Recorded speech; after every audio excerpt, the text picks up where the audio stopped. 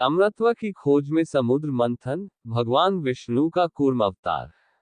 अमरत्व की खोज में देवता और असुरों ने मिलकर एक ऐसी घटना को जन्म दिया जिसने सृष्टि के संतुलन को नई परिभाषा दी। समुद्र मंथन की इस अनूठी कथा में भगवान श्री हरि विष्णु के कूर्म अवतार, कुर्मी या कच्छप अवतार की महिमा उजागर होती है, जहां वे कछुए के रूप में प्रकट होकर सृष्टि को एक नई दिशा प्रदान करते हैं। इस लेख में हम इस प्राचीन कथा के माध्यम से जीवन, सहयोग और दिव्यता के संदेशों की खोज करेंगे, जो न केवल हमें सनातन धर्म की गहराई में ले जाती है, बल्कि आधुनिक जीवन के लिए भी अनेक शिक्षाएं प्रदान करती है। कूर्म अवतार, भगवान विष्णु का अनूठा रूप। भगवान श्री हरि विष्णु के कूर्म अवतार की कथा हिंदू धर्म के पुराणों में वर्णित है। कूर्म अवतार भगवान विष्णु का दूसरा अवतार है, जिसमें वे कच्छप या कछुए के रूप में प्रकट होते हैं। भागवत पुराण सहित अधिकांश हिंदू परंपराओं में कूर्मावतार को भगवान श्री हरि विष्णु के दशावतार में से दूसरे अवतार के रूप में माना जाता है। वैशाख महीने की पूर्णिमा को कूर्म जयंती मनाई जाती है।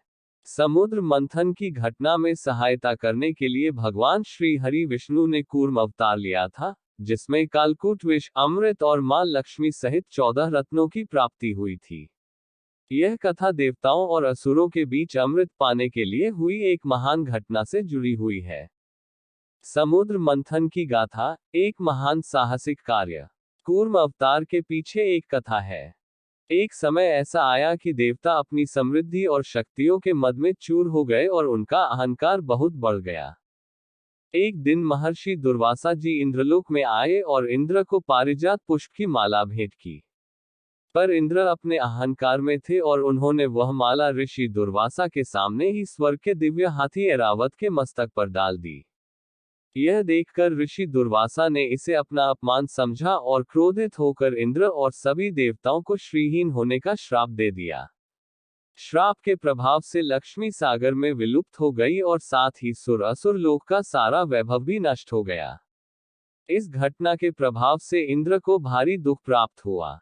इंद्र आदि देवता एक दिन भगवान श्री हरि विष्णु और ब्रह्मा जी की शरण में पहुंचे और उनसे अपनी शक्तियां और वैभव वापस पाने का उपाय पूछा। भगवान ने उन्हें समुद्र मंथन का परामर्श दिया और साथ ही उन्हें असुरों की भी सहायता लेने के लिए कहा। इंद्र ने राजा बलि से समुद्र मंथन करने के लिए सहयोग मांगा। राजा बलि इसके लिए तैयार हो गए। भगवान श्री हरि विष्णु के मार्गदर्शन में देवताओं और असुरों ने समुद्र मंथन प्रारंभ किया। समुद्र मंथन के लिए मंदराचल पर्वत को मथनी और वासुकी नाग को रस्सी के रूप में इस्तेमाल करने की योजना बनी।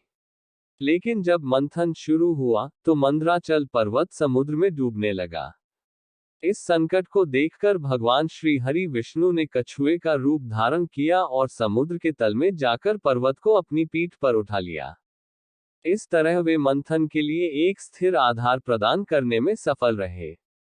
समुद्र मंथन से अमृत के साथ साथ माता लक्ष्मी, कई अन्य दिव्य वस्तुएं और बहुमूल्य रत्न भी प्रकट हुए, जिन्हें देवताओं और असुरों में बांटा गया। भगवान श्री हरि विष्णु की सर्वव्यापकता और सृष्टि के प्रति उनकी असीम कृपा को दर्शाती है। यह कथा सिखाती है कि देवता हो या असुर, सभी को अपने उद्देश्यों की प्राप्ति के लिए सहयोग और समन्वय की आवश्यकता होती है। समुद्र मंथन से प्राप्त दिव्य उपहार, महत्वपूर्ण वस्तुएं और देवी देवता। इस मंथन से कई दिव्य और अलौकिक वस्तुएं प्रकट हुई, जिनमें शामिल है अमृत। इसे पाने की इच्छा से ही समुद्र मंथन किया गया था, जिससे देवता अमर हो सके। धन्वंतरी, आयुर्वेद के देवता, जो अमृत कलश के साथ प्रकट हुए। मां लक्ष्मी, समृद्धि और धन की देवी, जो समुद्र से उत्पन्न हुई और भगवान श्री हरि विष्णु जी को चुना। मां लक्ष्मी धन, समृद्धि, भाग्य और सौंदर्य की देवी है।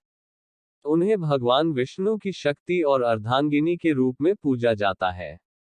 चित्रों में मां लक्ष्मी कमल के फूल पर विराजमान होती हैं। उनके हाथों में सोने के सिक्कों से भरा एक कलश है, जो समृद्धि का प्रतीक है। उनका वाहन उल्लू है, जो बुद्धिमत्ता और समृद्धि का प्रतीक है। हलाहल विष, एक घातक विष जिसे महादेव भगवान शिव ने पीकर सभी की रक्षा की। कामधेनु, एक दिव्य गाय जो किसी भी इच्छा को पूरा कर सकती थी।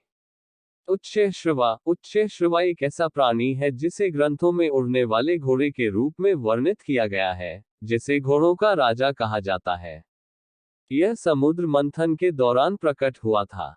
उच्चैःश्रवा को अक्सर देवताओं के राजा इंद्र से जोड़ा जाता है, और इसके स्ट्राइकिंग सफेद रंग और असाधारण सौंदर्य के लिए नोट किया जाता है। ऐरावत, इंद्र का हाथी, जो सभी हाथियों का राजा और 4 दांतों वाला एक दिव्य हाथी था। पारिजात वृक्ष, एक दिव्य पुष्प वृक्ष, जिसके फूल स्वर्ग में ही खिलते हैं। पारिजात वृक्ष, जिसे रातरानी या वैज्ञानिक रूप से निक्टैंथस अर्बोट्रास्टस के नाम से भी जाना जाता है, भारतीय परंपराओं में महत्वपूर्ण सांस्कृतिक और पौराणिक महत्व रखता है। यह अपने सुगंधित फूलों के लिए प्रसिद्ध है जो रात में खिलते हैं और भोर की पहली रोशनी में अपनी शाखाओं से जमीन पर गिर जाते हैं। हिंदू मान्यता के अनुसार पारिजात वृक्ष स्वर्गीय मूल का है और इसे स्वर्ग से पृथ्वी पर लाया गया था। इसे भगवान कृष्ण से जुड़ी कई कहानियों और लेजेंड से जोड़ा जाता है। रंभा, एक अप्सरा, जो स्वर्ग की नृत्यांगनाओं में से एक है। अप्सराएं, स्वर्ग की दिव्य नृत्यांगनाएं, जिनमें मेनका आदि शामिल है। कौस्तुभ मणि, भगवान विष्णु के गले में पहनने वाला एक दिव्य रत्न। शंख, विष्णु जी द्वारा धारण किया गया एक दिव्य शंख। चंद्रमा, चंद्र समुद्र मंथन से प्रकट हुए, जिसे महादेव भगवान शिव ने अपने मस्तक पर धारण किया। वारुणी, मदिरा या नशे की देवी, जो समुद्र मंथन से प्रकट हुई। ये वस्तुएं और देवी देवता समुद्र मंथन के महत्वपूर्ण परिणाम थे, और प्रत्येक ने धार्मिक कथाओं और पुराणों में अपनी एक विशेष भूमिका निभाई है। समुद्र मंथन और कूर्म अवतार की कथा अपने भीतर ज्ञान, आध्यात्मिकता और संस्कृति का एक अद्भुत सम्मिश्रण समेटे हुए है, जो हमें न केवल सनातन धर्म के गूढ़ रहस्यों को समझने में मदद करती है, बल्कि जीवन के प्रति एक सकारात्मक दृष्टिकोण और गहरी समझ विकसित करने का मार्ग भी सुझाती है। सनातन धर्म व हिंदू धर्म की सभी कथाएं मानवता के विकास और रहस्यों को गहराई से समझने का एक सुंदर मार्ग है। जय श्री हरि।